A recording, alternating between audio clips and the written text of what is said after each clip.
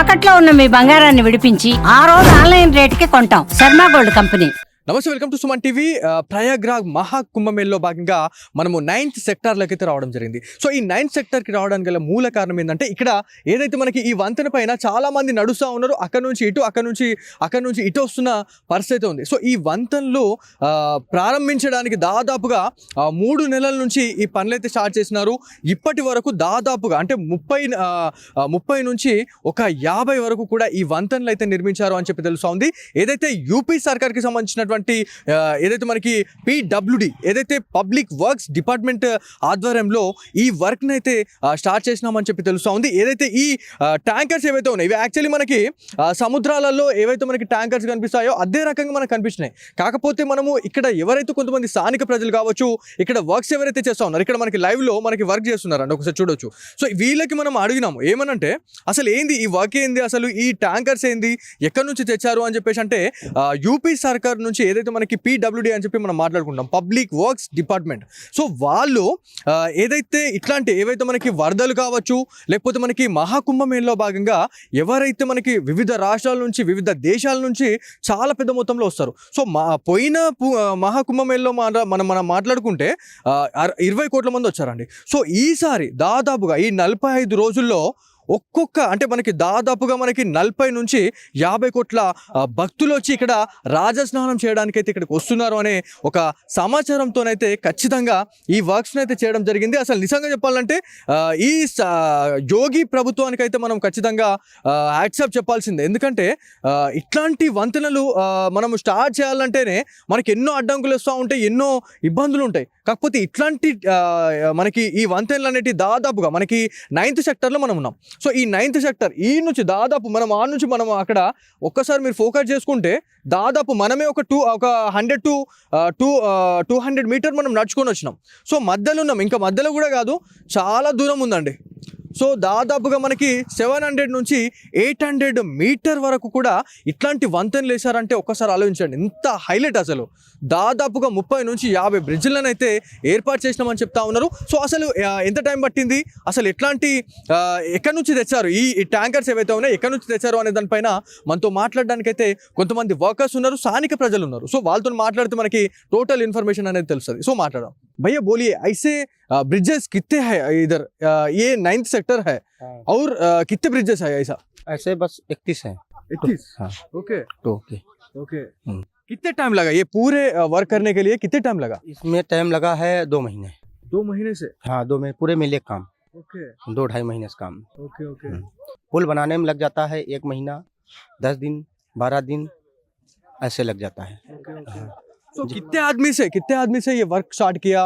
ये आइटम्स है ना, जो आइटम्स है ना, वो किधर से लेके आए पूरा? ये आता है, किराम आता है, उससे ले आते हैं, यहाँ गिराते हैं, तो हम लोग इसी को पानी में डालते हैं, डाल के फिर उसको सेट करते हैं। हाँ। ये पूरे एक ब्रिज है ना, ये ब्रिज के बारे में बात करें तो एक बहुत दूर है। हाँ। कितने डिस्टेंस का है ये ब्रिजेस?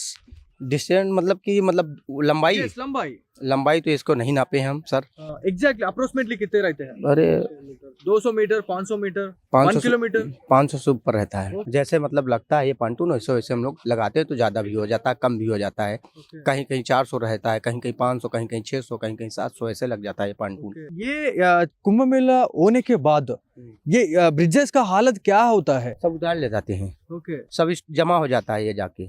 ओके। सरकार- ऐसे छोड़ जाके जाते हैं? बाढ़ आ जाता है, इसको सब निकाल लेते हैं हम लोग। ओके हाँ, निकाल के इसको स्टोर पहुंचा दिया जाता है। ओके। जहाँ से आता है ये PWD से, इसको फिर वापस दिया जाता है। और महाकुंभ मेले के और 12 इयर्स बाद ये और एक बार निकल के ऐसे ब्रिज बनाते उसे? नहीं, ब्रिज नहीं बनता, ये रख जाता है गोदाम में। Okay okay. इसका- गोदाम में रख जाते हैं? हाँ, रख जाता है। ओके। जैसे छोटी छोटी नदियाँ हैं, जैसे कहीं कहीं पे, तो उसके लिए जाते हैं। जैसे गांव है, नदियाँ हैं, तो 20 पीपे 25 पीपे का पांटून का बन जाता है, तो वहीं सेटल हो जाता है ऐसे, और बाकी गोदाम में रखा जाता है। इसका एक स्टोर है। स्टोर किधर है?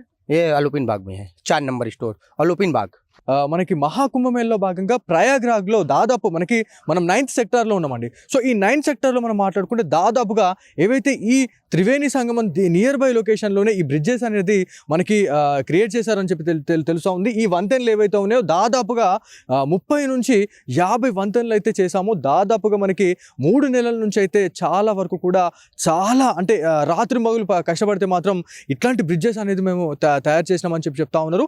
మళ్ళీ 12 సంవత్సరాల వరకు ఏవైతే మనకి ఈ ట్యాంకర్స్ ఏవైతే ఉన్నాయో మనకి ఇక్కడ క్యాజువల్గా మనం మాట్లాడుకుంటే ఇక్కడ ఏవైతే వంతెనలు ఏవైతే నిర్మించారో వీటి సహాయంతో ఈ ట్యాంకర్స్ ఏవైతే ఉన్నాయో వీటిని అయిపోయిన తర్వాత వీటిని అయితే ఒక దగ్గర స్టోర్ అయితే చేస్తామని చెప్పి చెప్తా ఉన్నారు. మళ్ళీ వచ్చే కుంభమేళకి మళ్ళీ ఎట్లాంటి ఏర్పాట్లు చేస్తారో అనేది మాత్రం ఖచ్చితంగా తెలియదు. కాకపోతే ఇదంతా చాలా పెద్ద హెవీ వర్క్ అని చెప్పుకోవాలా. అసలు ఇక్కడ యూపీ సర్కార్కి కావచ్చు, లేకపోతే ఇక్కడ ఎవరైతే సిబ్బంది ఎవరైతే ఉన్నారో చాలా వరకు దాదాపు 3 నెలల నుంచి అయితే ఈ పనులు అయితే చేస్తున్నామని చెప్పి చెప్తా ఉన్నారు. ఇట్లాంటి బ్రిడ్జెస్ అనేది దాదాపుగా 500 నుంచి 600 మీటర్ల డిస్టెన్స్ అండి ఇదంతా మొత్తం.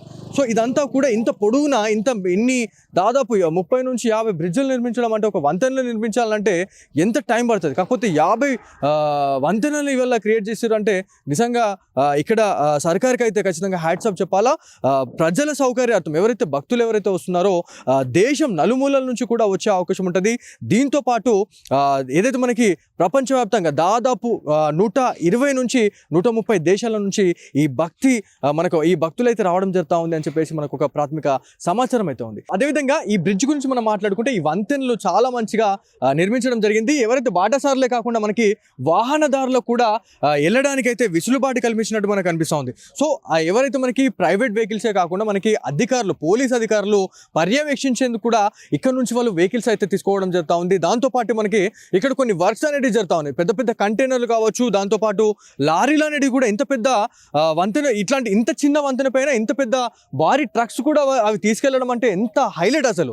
అంటే ఎంత మంచిగా వాళ్ళు నిర్మించారు అనేది మనం చెప్పుకోవాలా. ఇక్కడ ఒక వెహికల్ అయితే ఉంది, ఇక్కడ కొన్ని స్టీల్ ప్లేట్స్ అనేవి ఎక్కిస్తూ ఉన్నారు. సో ఇంత మంచి బందోబస్తుతోనైతే వాళ్ళు ఇట్లాంటి వంతెనలు అయితే నిర్మించినట్టు తెలుస్తూ ఉంది. ఇది ఇక్కడ ఉన్న తాజా పరిస్థితి. కెమెరా పర్సన్ సాయి కృష్ణతో బాలు సుమన్ టీవీ, ప్రయాగ్రాజ్ నుంచి.